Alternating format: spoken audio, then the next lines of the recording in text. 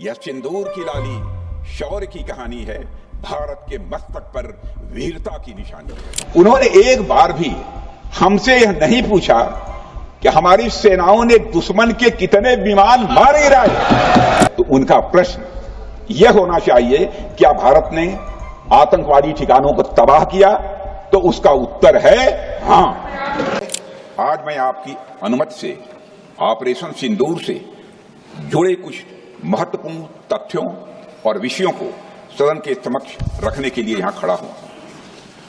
अध्यक्ष महोदय, 6 और 7 मई 2025 को भारतीय सेनाओं ने ऑपरेशन सिंदूर के नाम से एक ऐतिहासिक सैन्य कार्रवाई को अंजाम दिया। यह केवल एक सैन्य कार्रवाई नहीं थी, बल्कि यह भारत की संप्रभुता, उसकी अस्मिता, देश के नागरिकों के प्रति हमारी जिम्मेदारी और आतंकवाद के खिलाफ हमारी नीति का एक इफेक्टिव और डिसाइसिव डिमॉन्स्ट्रेशन था। अध्यक्ष महोदय,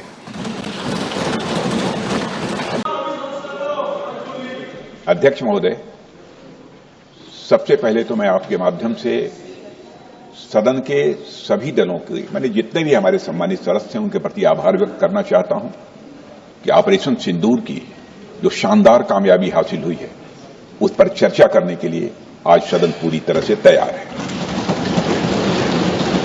अध्यक्ष महोदय, सबसे पहले मैं इस सदन के माध्यम से मैं देश के उन वीर सपूतों को, उन बहादुर सैनिकों को नमन करता हूं, जिन्होंने की राष्ट्र की सीमाओं की रक्षा के लिए और जब भी आवश्यकता पड़ी है अपना बलिदान देने में वह पीछे नहीं रहे।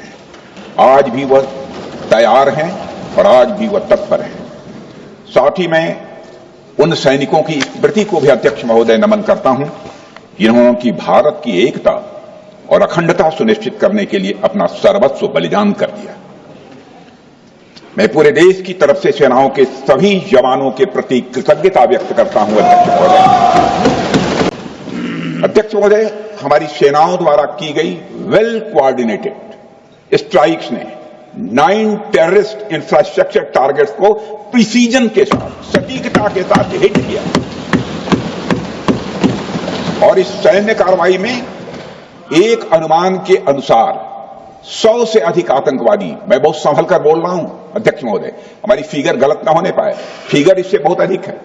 100 से अधिक आतंकवादी, उनके ट्रेनर, उनके प्रशिक्षक, उनके हैंडलर, लश्कर-ए तोयबा और हिजबुल मुजाहिदीन जैसे आतंकवादी संगठनों से संबंधित थे।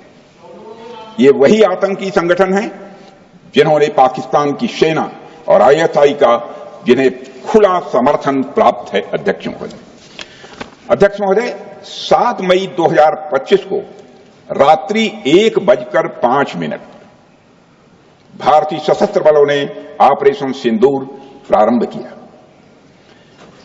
जिसमें पाकिस्तान और पाक ऑक्युपाइड कश्मीर में भारत के खिलाफ आतंकी गतिविधियों से जुड़े 9 स्थानों को निशाना बनाया गया।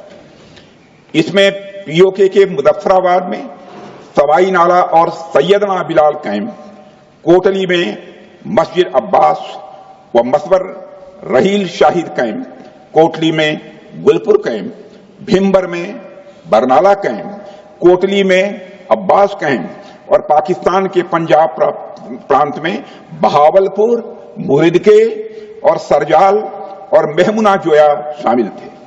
इनमें से 7 आतंकी शिविरों को भारतीय सेना ने पूरी तरह से नष्ट कर दिया। कैंप्स और उनके सपोर्टर्स को टारगेट करना, उन्हें नेस्त नाबूद करना था और यह साफ संदेश देना था कि भारत आतंकवाद के विरुद्ध जीरो टॉलरेंस रखता है। भारत ने कार्रवाई इसलिए रोकी क्योंकि कॉन्फ्लिक्ट के पहले और उसके दौरान जो भी पॉलिटिकल और मिलिट्री ऑब्जेक्टिव्स तय किए गए थे, उसे हम पूरी तरह से हासिल कर चुके थे। इसलिए यह कहना, यह मानना कि यह ऑपरेशन किसी दबाव में रोका गया था, यह बेबुनियाद है और सरासर गलत है।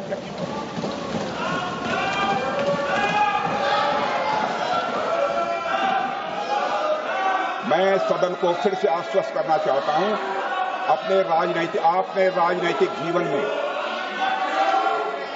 अध्यक्ष महोदय, मैं आपके माध्यम से सदन को आश्वस्त करना चाहता हूं, अपने राजनीतिक जीवन में जानबूझकर कभी भी असत्य न बोलूं, इसकी भरपूर कोशिश की है मैंने, चाहे सदन हो अथवा सदन के बाहर। अध्यक्ष महोदय, सेना के बहादुर जवानों के शौर्य और पराक्रम का अभिनंदन। अध्यक्ष महोदय, यह सिंदूर की लाली शौर्य की कहानी है। यह सिंदूर की लाली शौर्य की कहानी है, भारत के मस्तक पर वीरता की निशानी है। अध्यक्ष महोदय, किसी भी देश में जनता सत्ता पक्ष को और विपक्ष को अलग अलग दायित्व सौंपती है, दोनों को अलग अलग दायित्व, और हेल्दी डेमोक्रेसी में तो स्वाभाविक है। सत्ता पक्ष का काम होता है जनता के हितों को ध्यान में रखते हुए कार्य करना, और विपक्ष का काम होता है सरकार से जनता के मुद्दों से संबंधित जरूरी प्रश्न पूछना। ऑपरेशन सिंदूर क्यों शुरू किया गया, इसकी जानकारी पहले भी दी गई है और आज भी मैंने सदन को दी है। अध्यक्ष महोदय, कभी कभी हमारे प्रतिपक्ष के लोग ये पूछते रहे हैं कि हमारे कितने विमान गिरे। मुझे लगता है उनका यह प्रश्न हमारी राष्ट्रीय जनभावनाओं का सही से प्रतिनिधित्व नहीं कर रहा है। मुझे लगता है उन्होंने एक बार भी हमसे यह नहीं पूछा कि हमारी सेनाओं ने दुश्मन के कितने विमान मार गिराए।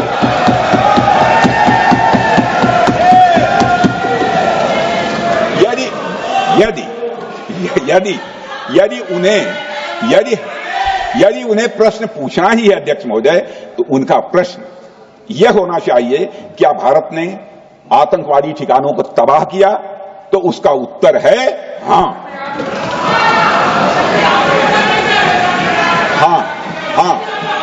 मैं विपक्ष के सम्मानित साथियों से कहना चाहता हूं कि आपको प्रश्न पूछना है तो यह प्रश्न पूछिए, क्या ऑपरेशन सिंदूर सफल रहा? तो उसका उत्तर है हां।